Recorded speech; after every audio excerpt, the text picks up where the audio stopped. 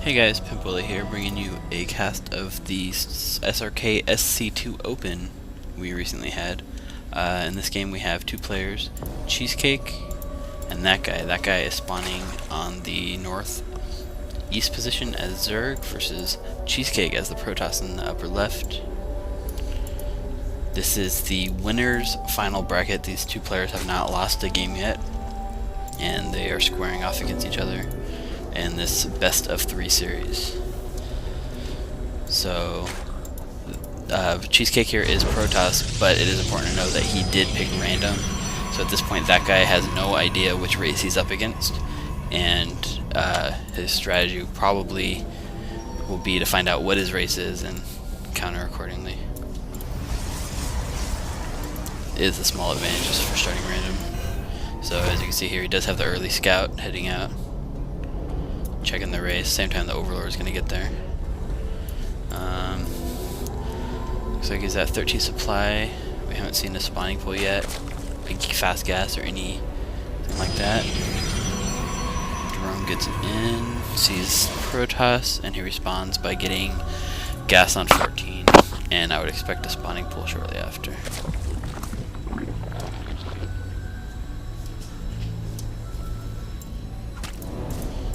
Gateway going up on the Protoss side.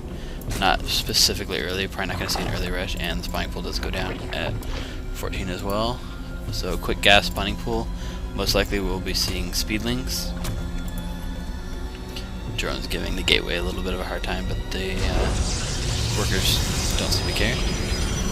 Not gonna, and he steals the gas, I guess trying to delay him from getting his gas, but so far Cheesecake has yet to put anyone on this first assimilator.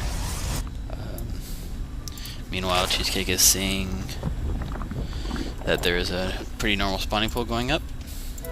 Overlord coming out. Pretty standard game so far. The Zealot will most likely be taking out this extractor. Looks like he's rallying there. Forge instead of a second gateway or a Cybernetic core, so that's an interesting choice. Forge on 21. Workers coming back home. What will that guy's response be? Seeing, well, actually, does he see this Forge? Let's see. He sees something going up, but he doesn't see what it is, so he's probably just going to assume it's a gateway. Does get a second gas up. I'm not seeing a lot in here, so we have in production. Going for lair and Zergling speed. Not Zergling speed is about halfway down, but we don't have any lings. The first 2 lings out now. Going for quick +1 upgrade to support these zealots versus the speedlings he's probably expecting. This upgrade allows him to 2-shot as Zergling versus a 3-shot, so it does make a big difference. So he's parking 1 Zergling at the Zelnaga Watchtower, second Zergling coming out, second gas goes up.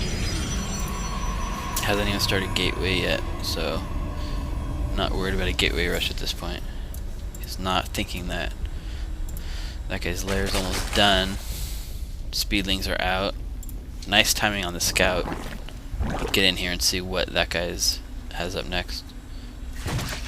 And that guy doesn't seem to really care. He's not repelling this worker. Parking his speedlings out front, playing pretty passive. Takes his expansion down here. Oh, Overlord. Will it get away from the stalker? No, Overlord does go down. So, not quite supply block, but pretty close. Makes him put another Overlord in production. So, speedlings repelling this scout, and throws up the spire. See, does he see the spire? He does see the spire. So he already has the Forge out, probably going to respond by protecting himself with the cannon. Chrono boosting the warp gate now. There's the cannon. just like you'd expect, taking down these rocks to shorten this rush distance. That guy is still pretty passive with these speedlings here. Looks like he's waiting for the spire to finish. Worker-wise, that guy is actually behind by a considerable amount of workers. 2 bases, but 9 worker difference. So, considering he hasn't put any pressure on Cheesecake, looks like he hasn't had to really, he's been able to just macro up those worker count. So here comes the speedlings. See what they're gonna do. Comes in, gets into the worker line. Workers pulled. These cannons are gonna do a good job of repelling it, plus the workers. So, did lose quite a bit of workers. I mean, you can see it brought it back the worker count to within 3 and slowed mining time down. These workers gonna get back? Okay, so slowed the mining time down, gets it back on gas, but that guy's lost his whole army. And these rocks are now dead. Mutas are up. 1 muta, it seems. These stalkers are gonna make short work of these mutas. This muta though. So what does he have? He's got 2 more mutas on the way. This is bad for that guy. He has nothing to defend this push except for some speedlings. Let's see if he can micro this properly. Overload's gonna get knocked back. Supply blocking. Nice surround on the zealots. Zealots are gonna go down, but these stalkers, there's just too many of them.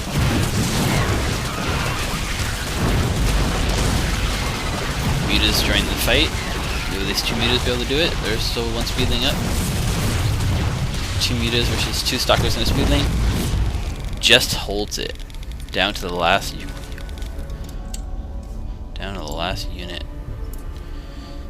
Speedlings come back. Cheesecake responds by taking his expansion since his first initial push failed, getting his ground armor.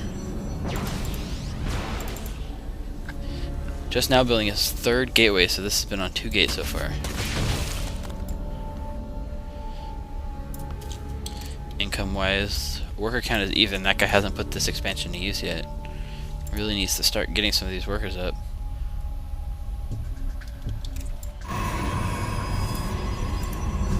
Stalkers warping in, 4th gate goes up. Cheesecake's been running pretty good. He's got his money count really low. 1 base, 2 gateway. Hasn't really had too much aggression, but just pretty soon he's going to take the economic advantage here. That guy is just now getting his queen at his expansion. Needs to spit that larva and waiting a bit. Got it on this one. Still hasn't done it down here. It's kind of bad timing. He must have something going on that's distracting him. It doesn't look like it. 10 speedlings on the way. Finally, Barf's down here. Maybe I'll have to use the extra energy to spread some creep. Muta harass. Don't look like too well. These cannons, 2 mutas aren't going to be able to do anything versus these cannons. This base over here was vulnerable, but this cannon right here, these 2 cannons will shut down any muta harassment. So, spine crawler's going down. Guess he's anticipating an attack, and good timing on the anticipation. These units are going to move out. Force fields should make good spacing to take down the lings, if you can time them right. Space them right. No gas at the expansion. That guy actually has 1200 gas, and he's not putting it to use because his mineral count's so low. So no Banesley's Nest thrown up. We got a Roach Warren. But that much gas, I mean, you're doing something wrong if you have that much gas. Conversely, Cheesecake keeping his money relatively low. Warping in stuff perfect. Getting blank on the Twilight Council. Getting weapon upgrades level 2. Not even going to wait for it to finish, he's just going to push out. That guy has no upgrades, and most likely will not be able to do anything to stop this.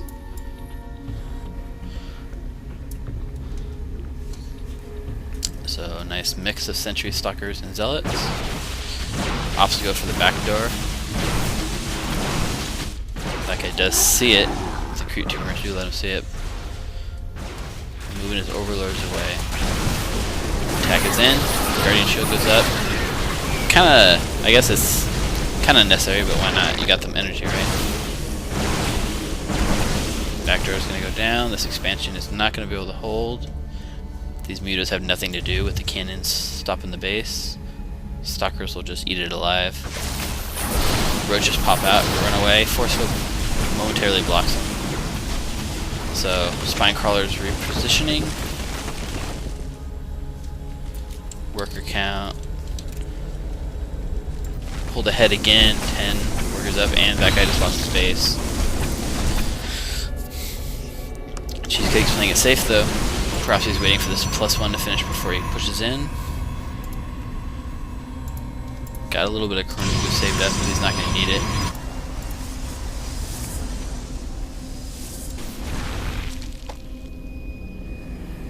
Can't really bring a probe forward for the forward pylon with all this creep spread.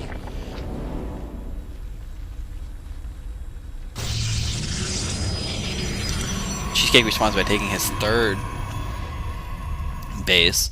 Most likely it's going to be unnecessary, but if you got the money, you might as well have a backup plan. Oh, attack going in. Force field's keeping those roaches